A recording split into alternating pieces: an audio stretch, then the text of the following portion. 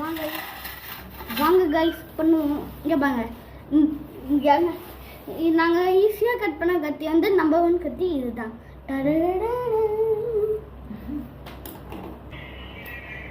Guys மறக்காம like பண்ணுங்க, share பண்ணுங்க, சப்ஸ்கிரைப் பண்ணுங்க. ஓகேவா? வெங்காய தக்காளி கட் பண்ணிட்டோம். இப்போ வந்து நம்ம இது வந்து நம்ம நூடுல்ஸ் ட்ரா பண்ண போகிறோம்.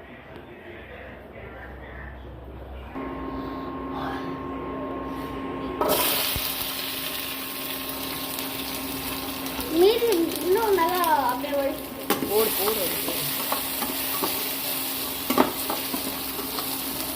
போடு ஒன்றும் ஆகுது.